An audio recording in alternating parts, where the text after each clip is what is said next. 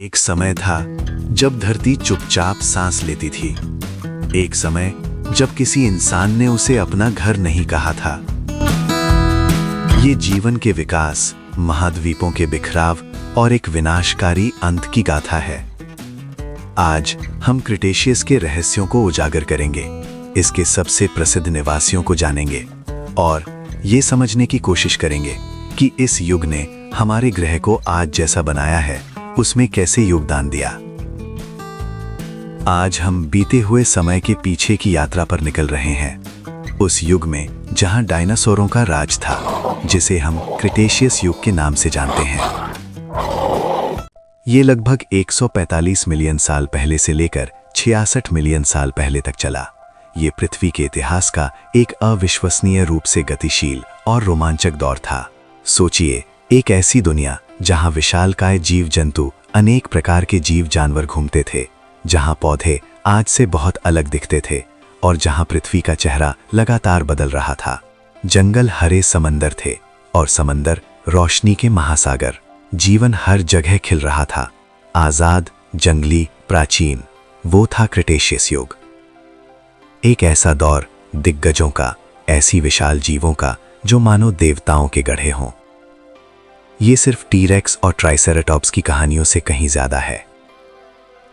धरती पर ट्राइसेराटॉप्स झुंड में घूमते थे, ऐसे सूरज के नीचे जो सर्दियों को नहीं जानता था। आसमान में विशाल प्टेरोसॉर जीवित पालों की तरह हवा को चीरते थे। समुद्रों में पंखों और दांतों वाले राक्षस गहरे सन्नाटे पर राज करते थे। और उनके बीच जमीन पर बिना किसी चुनौती के राजा टायरानोसॉरस रेक्स। 2 टन मांसपेशियां, पंजे, दांत और एक ऐसा स्वभाव जो धरती जितना पुराना था।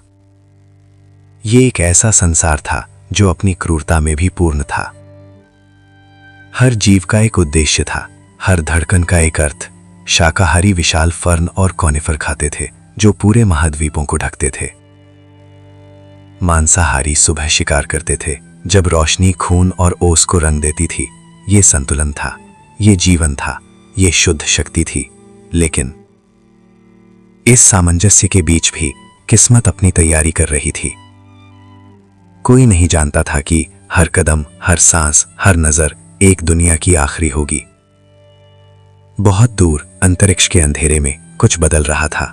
एक चट्टान का टुकड़ा जो प्राचीन टक्करों से जन्मा था, अपनी यात्रा पर निकल चुका था। एक यात्रा जो लाखों साल चली।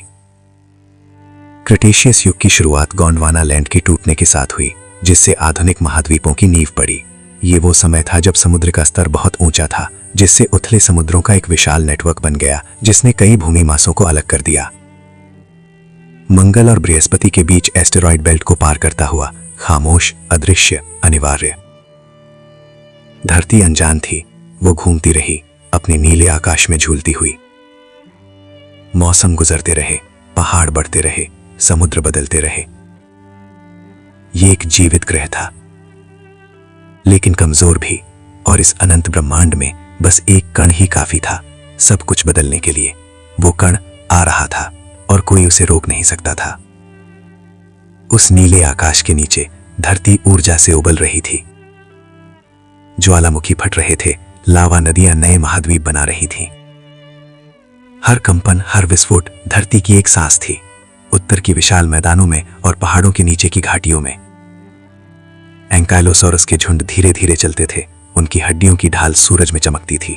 दक्षिण में हेड्रोसॉरस नदियों को पार करते हुए अपनी आवाजों से घाटियों को भर देते थे।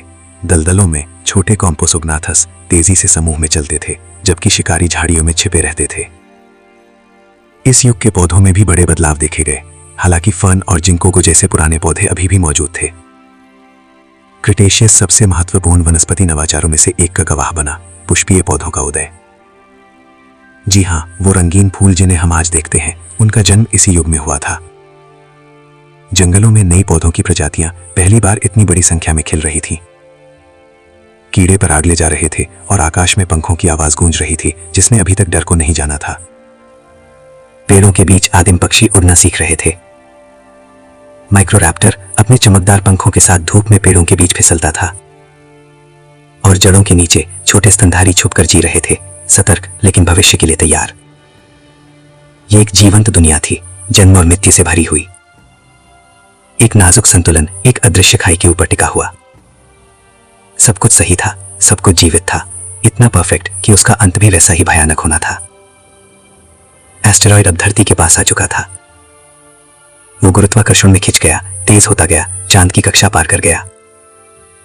उसका रास्ता वातावरण की ओर मुड़ गया।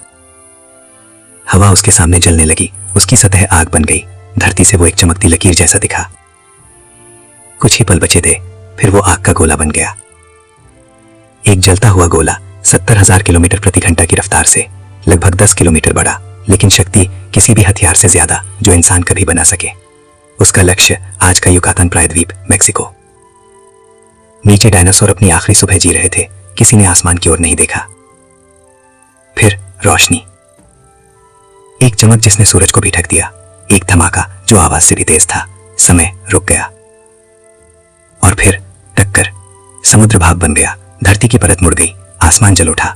ऊर्जा 100 मिलियन मेगाटन से भी ज्यादा, हजारों किलोमीटर तक कुछ भी नहीं बचा।